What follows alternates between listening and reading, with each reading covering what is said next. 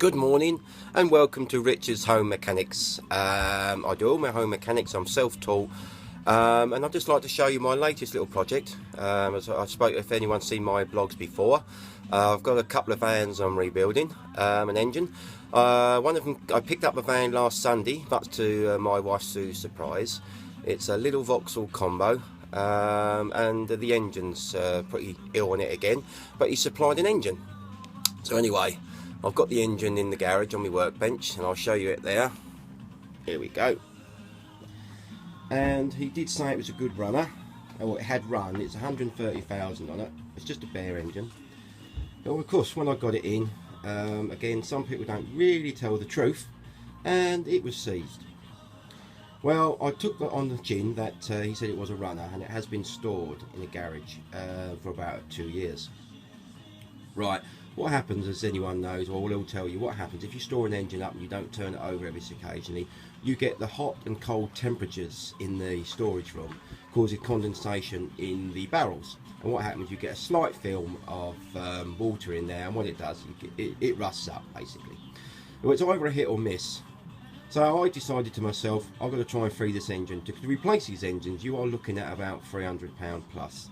And my kitty at the moment can't really do that, especially after buying 2 vans back to back and finishing this car behind me for Amy to use, which she's using now. So what I've done, one of the simplest tips is to take, this is a particular diesel engine, it's a 1.3 CDI, is to take the glow plugs out, or if it was a petrol engine, you take the spark plugs out. There's lots of different remedies. You can buy special solutions that you can tip into the barrel, and when it does, it eats away at the rust. One of the latest crazes is Coca-Cola. Wasn't that keen on it, because if I put the Coca-Cola in, it didn't work. That means I've got to literally strip that engine down pretty quick, because it's going to leave a liquid in there and it's going to rust solid, which wasn't a good idea. Another option was to put actual diesel oil down into the bores, leave it for 2 or 3 days or however long it takes, and see how it gets on. I went along that route.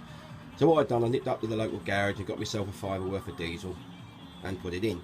Before I attempted this, the engine was absolutely locked solid. It doesn't take much to lock an engine up. They say a slight bit of rust film around it and you could be in trouble. So the moral really is, if you've got an engine or a car that you're going to store for a little while and you're not going to use it, tip a little bit of oil down it. It's not going to hurt it. Or turn it over occasionally, once every 6 months or so, maybe even less than that, because you could end up with what they call a frozen engine, and it can cost you money. Anyway, back to my procedure. I tipped the oil in Wednesday night and I left it for 24 hours thinking this is never going to work.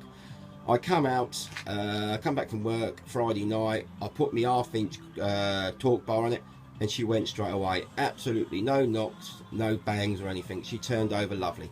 So the moral is, putting diesel in the glow plugs on this and lubricating the top of the pistons has worked. I don't think it's done any damage. It didn't seem to restrict much. We'll find out. I don't really want to pull this engine apart, because once you start pulling a diesel engine apart, you're going to be throwing money at it. So I think I'm going to take the risk and I'm going to assemble it, and I'm going to start it. Put it in the car and just have it. If it doesn't work, then it's going to have to come out again. It's as simple as that.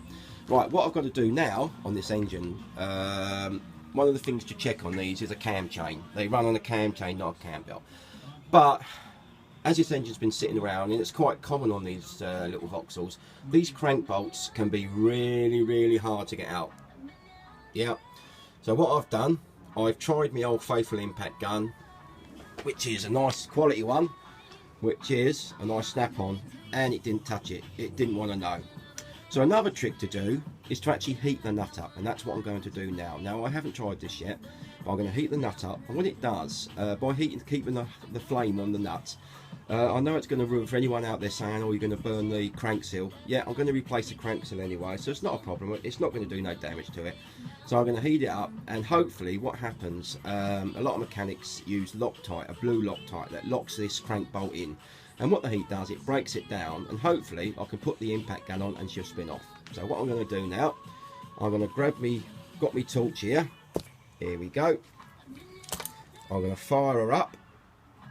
Let's get my torch. Here we go. This is not going to be easy because I am doing this one-handed. Here we go. Fire it up. Oh, got a good start. Hang on a minute. Hang on a minute. Would you believe it?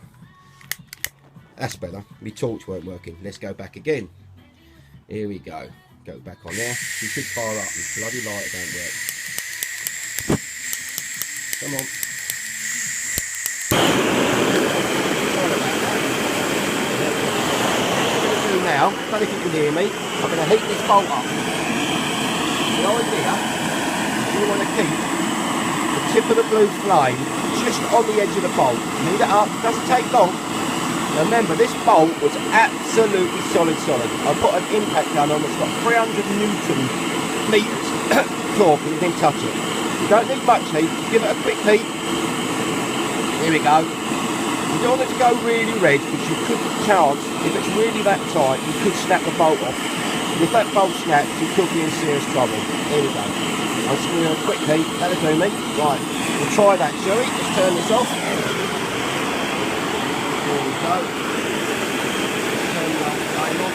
Here we go. Right, we're going to get the old gun now and we're going to give it a crack. And I'm hoping that this undoes. Here we go. Oh, what a beautiful day. Here we go. Are you ready? It's going to be noisy. Here we go. There you go. Look at that. Bang on. That's loosened it. Obviously not going to touch it with my hands because that's going to be red raw. And look, that bolt has come out. So that's my tip for the day. If you get any frozen bolts or stuck bolts, as long as it's not flammable where you're working, obviously I wouldn't want to be doing this under the petrol tank, right beside the petrol tank. But if you've got any frozen bolts or rusted in bolts, give it a quick spray the day before, about 24 hours, and before you do it, give it another spray. Look, that's lovely. That's coming out lovely. So I'll get that case off today and check that cam chain. Heat it up. Any blowtorch you do. I just happened to buy this nice little one off of eBay. Got a good deal on that. 16 quid, complete with pipe and regulator, so I'm happy with that. So anyway, that's my tip for the day, how to get a frozen bolt or rusted bolt off. I'm going to crack on with this now. I'm going to have another cup of tea before I start, but my next video will probably be showing you the cam chain and how to see if that's worn. I'll speak to you old bloggers later. Let's just have a look.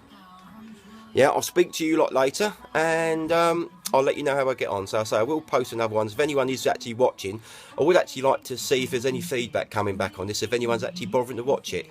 Because if there is, I can carry on and, you know, up the home mechanics. Take care, and we'll see you soon. Bye-bye.